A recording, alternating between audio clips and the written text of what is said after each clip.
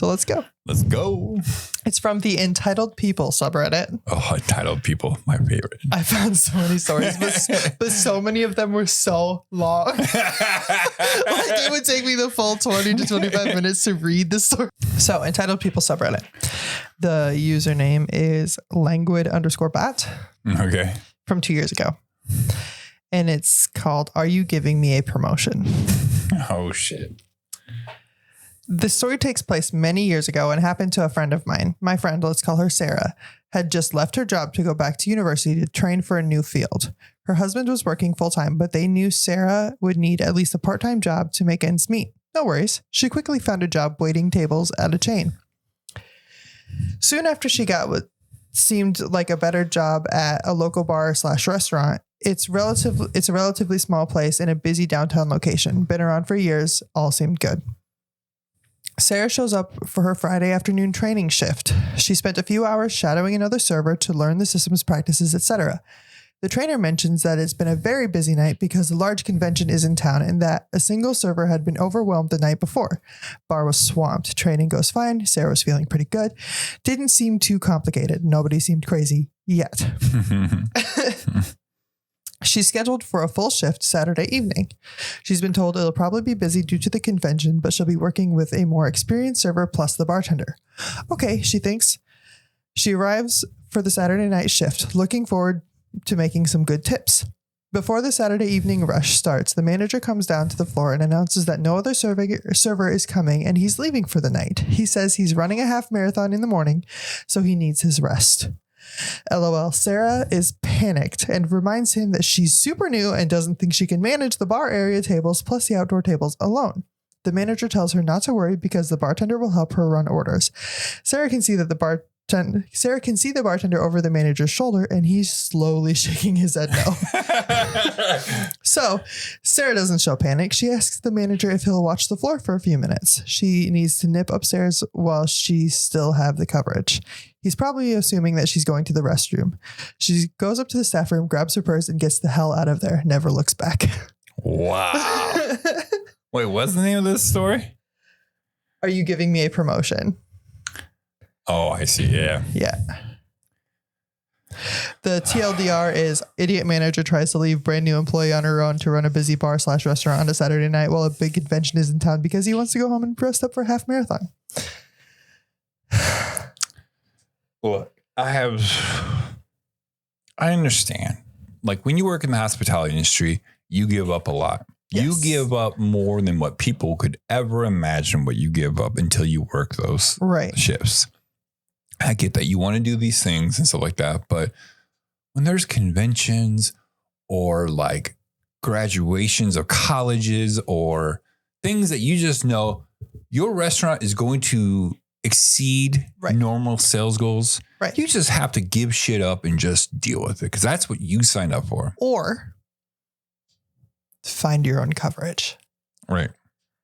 Like if you know you're running a half marathon on Saturday, you signed up for that half marathon at least 6 months ago. Right. You have time to prepare. You can schedule an extra server.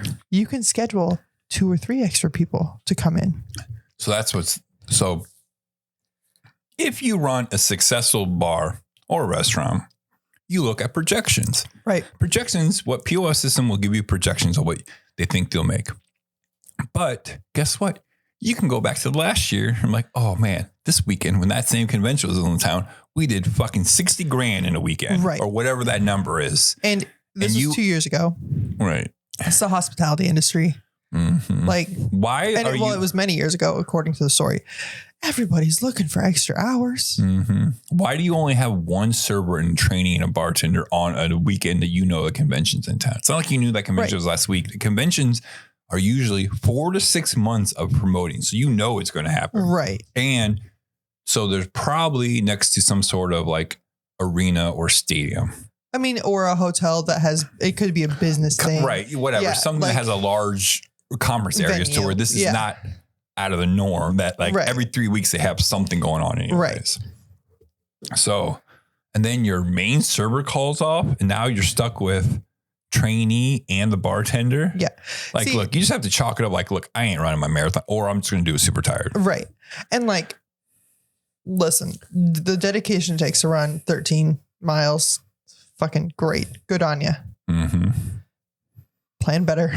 Yeah, You've obviously been training. You're going to walk 13 miles that night. You've obviously been training to run 13 miles. Put the same dedication into covering your schedule. Mm-hmm. Like, it wouldn't have been hard to schedule 2 extra servers. No. Especially if you like, even if this is Saturday, on Monday, you knew the convention came to town. You have 4 fucking days to find extra people just in case. Like, you can set up an on-call system. Yeah. Hey, if we're busy, do you want to work a couple extra hours? You can come in, and if we don't get busy by 5, you can get cut first. Mm-hmm. Like, you can do that. Yeah. It's a you problem that you didn't. Right. Like, you fucked up the schedule. Right. Because I'm sorry. Like, you're telling me you only have like 3 servers. You know what I'm saying? Like it's so fucked up. Like, he fucked up, or they fucked up. All it would have taken on Thursday night, even. Hey, there's a convention in town. Probably going to be lots of people. Probably going to be busy. Good tips on Saturday. You want to work a couple extra hours? You can be cut first if nobody comes in. Mm-hmm. Or even this, like, hey, I know you're not scheduled, but you know what? If you come in, I'll give you a $25 gift card. Like, you know what? I fucked up. I will pay the 20. If you're running a half marathon and you need that covered, cover it. Yeah. Figure it out. There are people who will do it. Everybody in performance punishment again. You've got one person you know is going to do it. Mm-hmm. Yeah. And actually, like, some people might think this trainee is an asshole for leaving. No. First of all, this is her like second day working. Right. And these are the red flags she's seen. Right. Absolutely. She is in the right for getting the fuck out. And I mean, because it ain't going to get better. Right. Because when it comes down to it, unless the bartender is a manager on duty, what are you going to do about the comps and the errors and all of the shit that could go wrong? Right. I need a manager to go handle this table. Bartender's fucking knee deep in fucking 53 beers. Right. Yeah. You gonna take one of the line cooks out? Yeah. It blows my negligent management. So just sitting here thinking, like, random thought in my head. Like, I understand banks don't want to give loans to restaurants and bars because they're super unsuccessful. Why are they unsuccessful? Like, I understand sometimes it's just not the right fit for any, like, right. You put a concept in. Now, the more I come thinking, I feel like John Taffer has established that it's the people running it. That's what I'm saying. Like, if there was better people who were running bars and restaurants, would there be less turnover or less? We were talking about this in the car the other day. We were talking about how if GMs and managers and owners were trained better on how to have systems and to run restaurants. I feel like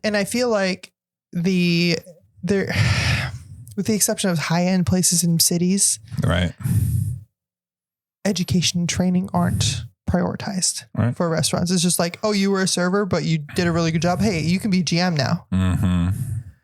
Like, why? Like, what qualifications make? We're not training people to be good managers because it's an investment we don't want to take. Right, but we are invested to make sure the food and the cocktails taste great.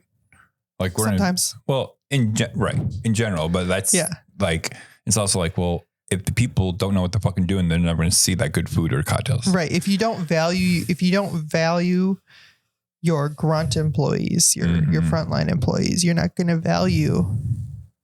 get the value from your customers. Right.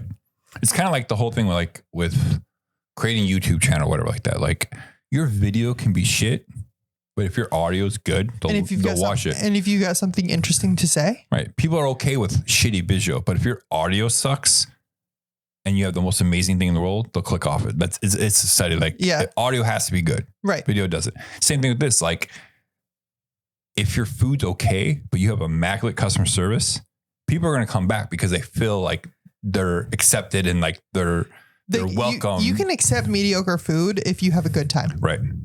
But even if you, so. But you can't have great food and shit service. Right. Because it's like, why would I want to come back? And you can't have good service without good management. Right. And you can't have good management without good training. Right.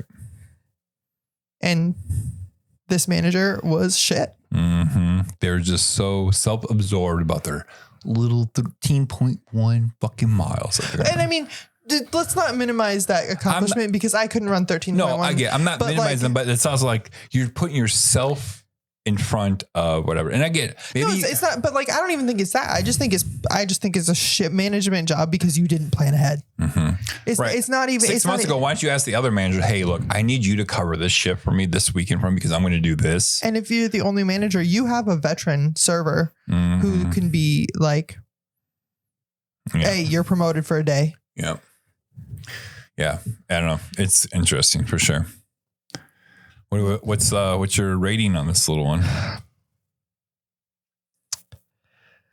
3.2. That's exactly what I was going to say. We can't keep doing this. That's exactly what in my mind, I asked it, like, what are you asking? I'm like 3.2 for me. Because the 0.7, because I was going to give this average story, right? Because there's a lot of shitty managers. And when I say shitty managers, it's sometimes not the manager's fault that they're a shitty manager. Right. Because training and whatever, knowledge. But it's also like, there's like a human element. Like, look, you're trying to fuck your employees over by putting your shit prior. But the 0.7 is because this fucking employee went upstairs, grabbed their shit and ran away because they saw so many red flags that they knew that this is not going to work. Right. And in a corporate office, let's pretend the manager did this, but the manager worked in corporate. Mm-hmm. You don't get to just fucking leave. Right. Did you put in for vacation? Did you submit vacation? Did you submit PTO? Because if you didn't, sit your ass in your chair. Guess whose scenario this falls under right now? Carrie. Yeah.